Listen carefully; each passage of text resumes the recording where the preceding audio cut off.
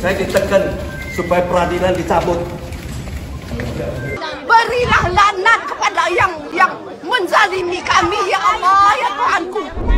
Geram maksimal.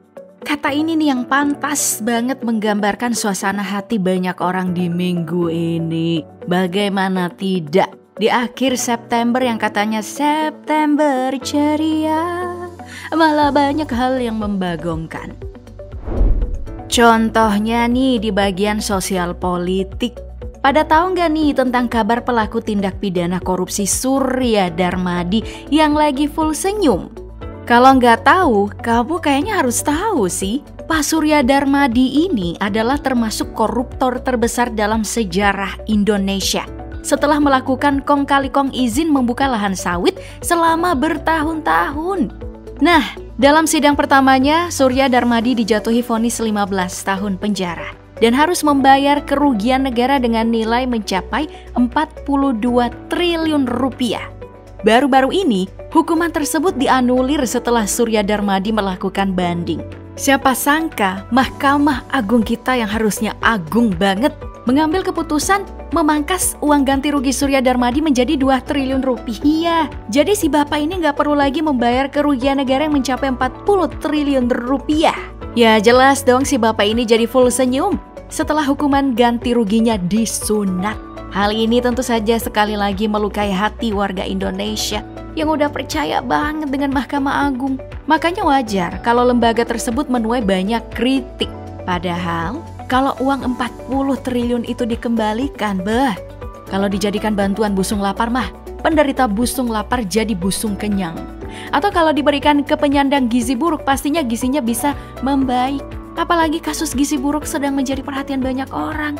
Karena ada sosok bayi bernama Alicia Asifa Fatarani yang terspil di Twitter. Adik kecil ini sedang bertarung melawan kondisi kekurangan gizi karena musibah yang menimpa keluarganya. Ayah Alicia di PHK seminggu sebelum dia lahir. Dan sekarang kondisi Alicia terus memburuk. Bagi kamu yang punya rezeki lebih nih Pop Gengs, bisa tuh mengunjungi halaman Kita Bisa untuk membantu adik kecil ini. Dan semoga kamu yang berdonasi, rezekinya dilipat gandakan. Amin. Bicara soal melipat gandakan uang dengan mencari rezeki, ada nih satu cara melipat gandakan duit yang bikin geram. Yaitu aksi dari salah satu pinjol yang iklannya ada di mana-mana. Dari apa yang terspil oleh netizen, ya bunganya sih emang rendah banget.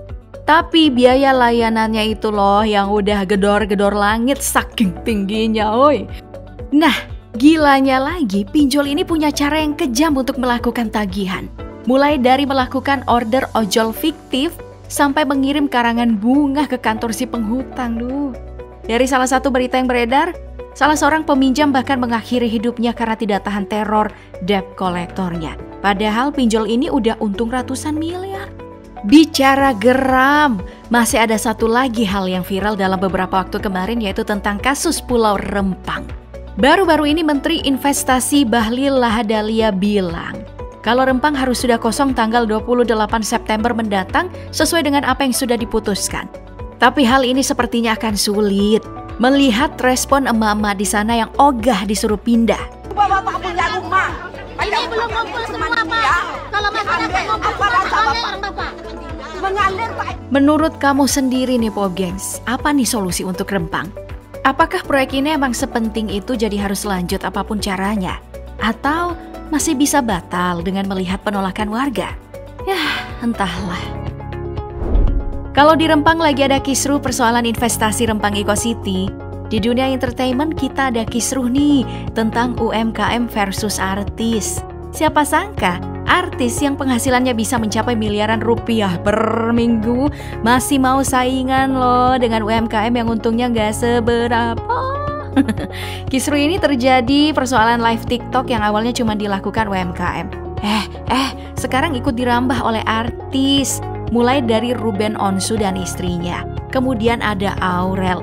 Bahkan istri Sultan Andara Nagita Slavina juga ikutan. Keresahan ini banyak disampaikan di TikTok, termasuk dari akun Cece Michelle yang banyak disetujui orang. Mbok yo ke artis ki ra usah nge-live dodolan sembako ya toh, itu aku paling geli sih. Ya, agak nggak paham sih apa pertimbangan si artis-artis ini sampai bela-belain masuk ke segmen pasar UMKM seperti live TikTok. Mungkin aja si artis ini mau numpuk duit supaya masing-masing bisa bikin Monas di pekarangan rumahnya. Ya, bisa jadi aja. Bicara soal keresahan di TikTok, platform yang satu ini emang gak pernah habis membuat kehebohan. Baru-baru ini ada juga kasus eksploitasi anak yang viral di Medan. Ya gimana kagak viral? Host live-nya ngasih makan bubur ke bayi berumur 2 bulan pada jam 1 malam. Padahal kita sama-sama tahu ya, bayi 2 bulan gak perlu makan bubur apalagi di jam segitu. Setelah videonya viral, pengelola panti tersebut pun ditangkap oleh pihak berwajib. Ya, semoga ini jadi pelajaran persoalan live TikTok untuk tidak ada lagi orang yang memanfaatkan segala cara.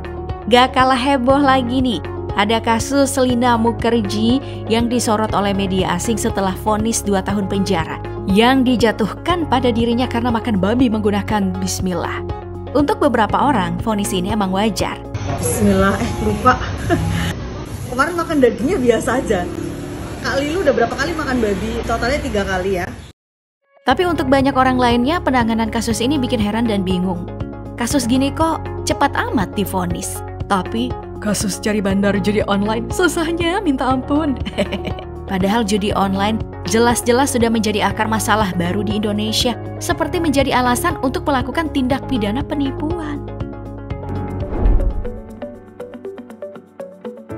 Kalau semua berita tadi masih kurang untuk buat kamu geram, masih ada nih amunisi untuk membuat kepala kita makin panas.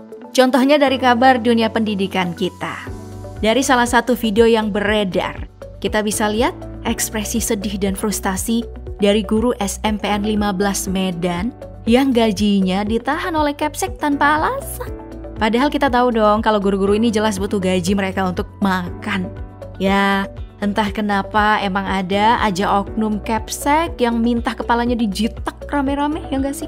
Selain dari Medan, ada juga nih kabar pilu dari guru MAN 1 Pamekasan yang harus dimutasi karena protes toilet siswa menjadi berbayar di sekolahnya lah. Setelah protes, tiba-tiba si bapak ini dimutasi secara sepihak oleh kepala sekolah. Masuk ke kamar mandi atau ke toilet harus bayar 500 rupiah. Dalam rapat, saya tidak setuju. Nah, yang tidak kalah membagongkan, ada juga kabar dari siswi SD di Gresik yang mata kanannya harus buta permanen setelah dicolok oleh kakak kelasnya. Ih, ngeri. Berita ini buat bete maksimal ya, karena pihak sekolah tidak mau menyerahkan rekaman CCTV pada keluarga korban. Sekarang, adik yang bernasib malang tadi sudah trauma untuk kembali ke sekolah. Ya, melihat banyaknya masalah ini tentu saja kita merasa miris, karena pendidikan adalah tiang utama sebuah negara. Mas Nadim, gimana nih?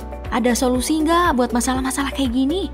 Untuk yang terakhir, mari kita tutup dengan sebuah mahakarya dari Banyuasin, yaitu patung Bung Karno versi tembem. Entah siapa yang membuat patung ini, yang jelas nggak mirip banget. Dan sekarang udah jadi bahan rujak netizen nih setelah tahu kalau biayanya mencapai 16 miliar rupiah. Bayangin, 16 miliar ini kalau dipakai beli gula, apakah nama Banyuasin bakal jadi Banyumanis? Bercanda ya. Pokoknya segitu dulu buat hari ini. Sampai jumpa di video berikutnya. Bye-bye.